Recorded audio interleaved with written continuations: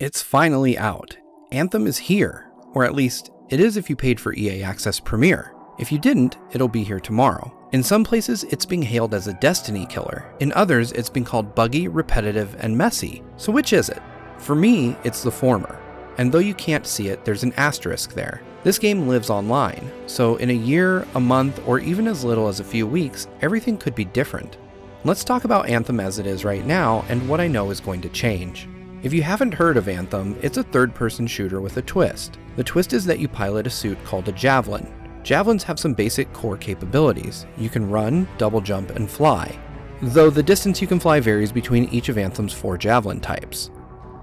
Once you've picked your Javelin, it's off into the wild to fight all manner of interesting enemies, but more on that in a second. On the flip side of that, there's Fort Tarsus, the first-person hub area that contains shops where you can purchase crafting materials and cosmetics. It's also the place where you'll pick up new missions that move the story forward. The fort is a strange area. It's really pretty, but it feels a bit lifeless. There are people milling about in shops to check out, but it never really feels right. If flying around in your Javelin is the game's equivalent of driving a sports car, Fort Tarsus has you trade that in for a minivan. It isn't all bad though. Dialogue with NPCs is well written, and the shops, despite lacking a bit in variety, are easy to navigate. If you'd rather never set foot outside your Javelin, you can make your way to the game's social hub, which allows players to congregate after a few missions. You can't get new story missions there as far as I can tell, but all the other trimmings are present, from a forge to change your loadout to a contract board to pick up non-story missions. I preferred Fort Tarsus if only for the fact that I was afraid I might be missing out on some important goings-on. The core loop of playing Anthem for me was to leave the fort, shoot some things, then go back to the fort to go over my loot, change my gear, and look for new missions to take before heading back out. With that explainer out of the way, let's talk about how Anthem feels. In a word, good. Bioware absolutely nailed traversal in this game. Getting to an objective is just as fun as the firefights that ensue once you arrive. Running, leaping off a cliff, and taking flight is incredibly satisfying, and there are all kinds of cool things you can do once you're in the air. If your Javelin is overheating, you can pass it through a waterfall or take a sharp dive to cool it down. If you're feeling particularly daring, you can glide along the water for a similar effect, and in places all throughout the world, you can dive into unexpectedly deep water and go for a rocket-powered swim. Bioware did a great job giving the player the sense of how much these suits augment a normal person's abilities. The sound design is top-notch too. When you run, you'll hear the whirring of gears preceding your heavy, metallic footsteps. When you dive underwater, you'll hear an incredibly lifelike sound of your suit plunging into the depths. And when your Javelin is beginning to overheat, you'll hear a loud whistle not unlike a tea kettle as the vents on your back begin to glow bright red. Guns also sound really good. As I was fighting, I felt the impact my shots were having against enemies even when things got really chaotic. There are 4 Javelin types in Anthem. The Ranger, which is an all-around balanced fighter.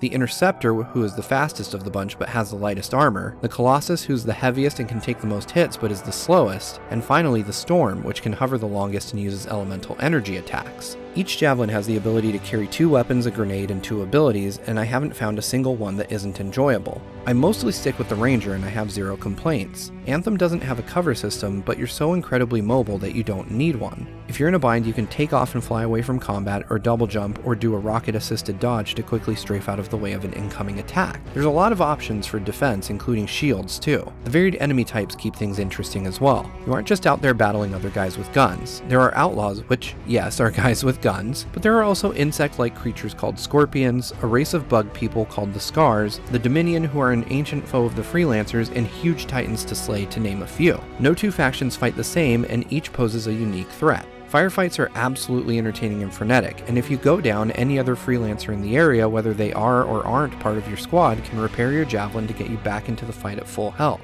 I don't think there's any game around right now that feels as good to play in combat as Anthem, and that's saying something. For me, this is the Destiny killer part of the package. Another way in which Anthem one-ups Destiny for me is in its loot system, which seems to be tied to mission difficulty. Rather than having a ton of different weapons, each with unique abilities and designs, you can get each gun with a differing level of rarity, which comes with an increase in power and abilities. As you progress through the game, you'll gain the ability to craft these weapons at various rarities as well, provided you have the materials. To get those materials, you'll need to play missions or free play.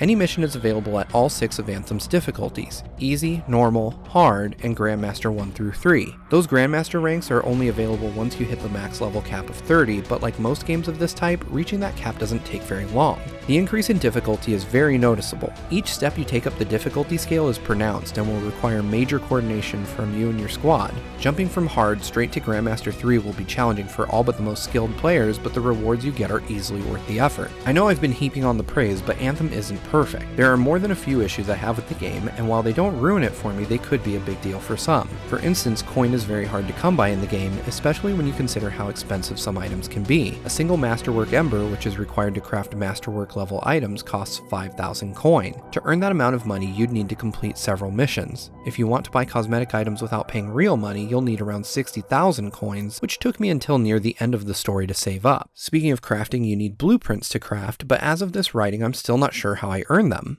I have certain blueprints while others are missing. Anthem does a great job of not inundating you with tutorials, but a bad job of explaining itself when it needs to. If you want to learn about something, you need to seek out the knowledge yourself, either through tutorials buried in the game's menu or by Googling it. In one specific part of the game, I had to hunt titans, but the game offered me no clue on where to find them, and to that point, I had only seen one. I found a mission eventually that put me up against several, thus solving my problem, but I had to search online for information about that mission. My biggest gripe with Anthem as it is now has to be the fact that I can't replay old missions. The story is fun and is to me the best in the genre, so much so that I want to go back to it again, but I can't, and that's kind of a pain, especially when you consider that you could play these missions at Grandmaster difficulty if they were only still available. The story is going to be too short for some too. Completing it could theoretically be done in just one day, assuming you don't get stuck. Progression ground to a halt for me when I encountered a mission that required me to complete a bunch of free play objectives. At the time I played it, this meant every member of my squad had to open 15 chests, or 60 in total for all 4 of us. This took hours for us to complete, and it was just one of many objectives. To make matters worse, the game didn't count any of these tasks I may have completed before starting the quest. I mention that specifically because those things are already fixed in a day 1 patch they'll launch with the game on February 22nd, along with a bunch of other stuff they've uncovered from people playing the game early.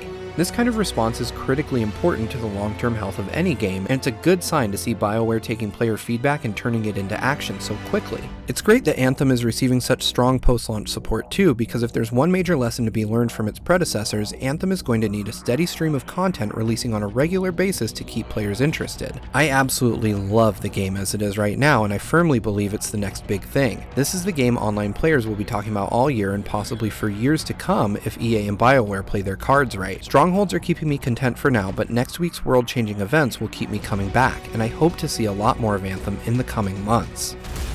How about the coordinates, Owen? Impressive entrance as usual. Nice to be appreciated. Don't sell yourself short, mate. Cypher didn't ask for you, piece of partner. You could ask, but not many of us left. As always, thank you so much for watching. Let me know what you think of Anthem in the comments below, and make sure to subscribe to GameXplain for more reviews just like this one, and other things gaming as well. We'll catch you next time. Bye!